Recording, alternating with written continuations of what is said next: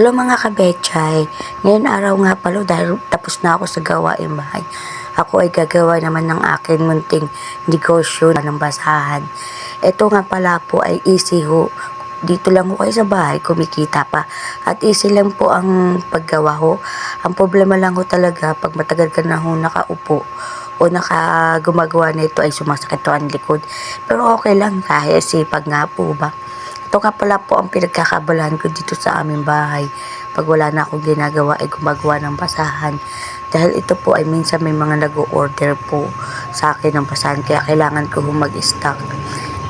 Ito yung magandang negosyo na nasa bahay ka ho. Nasa bahay ka lang, meron ka ng kita kahit papano. Makatatlo ka lang okay na dito eh. Ito nga palang ginagawa ko ay paghahabi. Next time nga pala, ako'y magagawa ng ibang video na kung paano ito gawin. Tuturuan ko ho kayo. Kaya subaybayan ho ninyo ang aking mga video araw-araw para ho makita ninyo kung paano gumawa basahan. At kikita rin ho kayo dito. Maganda hong negosyo ito kahit papano. Makagawa ka lang ng 3, meron ka na hong 100. Mga kabechay. Maraming salamat ho sa mga sumusuporta ko kahit papano. Bago pa lang po ito kasi yung FB ko po na to.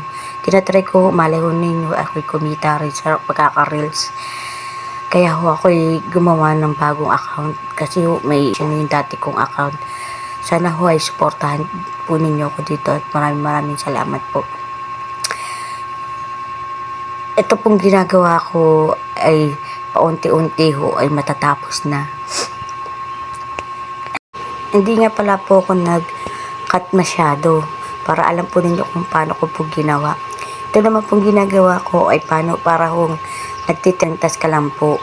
Kailangan ho meron ka hong hawak na parang stick po na kukuha ho dun sa kasunod. Kasi ho pag kamay lang po ang ginamit nyo, masusugatan ho kayo. Pwede naman din ho gamitin. Ingat din po kayo. Kung wala ho kayong ganitong hook na pangkuha ho. Yan. Iniisa-isa ko yan anuhin para ho matapos. Ay na po. Matatapos na ho. Ang hirap po pero okay lang. Matatapos kahit papano. Dati ko lang po itong napapanood sa aming kapitbahay. Pero ngayon ako na ho ang gumagawa. Kaya ho, tuwa ho ako. Easy lang pala dati. Akala ko dati mapakahirap po na to. Pero easy lang po pala na ito. Tsaka, kumikita ka rin ho dito kung marami kang ginawa tapos ilakunin nyo. Sog na soldo, makakabili na ako kayo ng pagkain, bigas, ulam. Sabi nga sa kasabihan, kung hindi ka masipag, walang mangyayari sa iyo. Kaya kailangan ho natin sipagan para may mangyari po sa buhay natin. Malay mo, dito ako umasenso. Ay, ganun. Naalala ko pa nga po yung kapitbahay namin eh. Pagkalala amin ng basahan. Sabi niya, 25 lang basahan. Ngayon, ang mahal-mahal na ho, 35 na ho ngayon. At saka nga pala, masarap po itong libangan dito sa bahay. Kahit papano. Kasi yun, nawawala ang stress mo kasi may kinabukasan, pagka marami ka nang nagawa, ilako mo o ialok mo sa mga kapitbahay mo. Meron ka ng pambiling bigas at ulam. Yan ang nakikita ninyo. Matatapos na pala ako. Lapit na. Tinapunin nyo para lang kayo nagtitirintas ho. Yan, tinatapos ko na ho.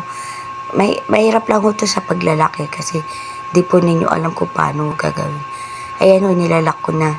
Tinali ko ho, tapos sinukso ko dun sa mga para hindi makita yung pinag-anuhan ko. Yan na. Ang ganda-ganda ho, diba? Pambasahan na. Libre na rin ako sa ako gumagawa. Kaya ganun. Paano pa naman ho sa video? Salamat po.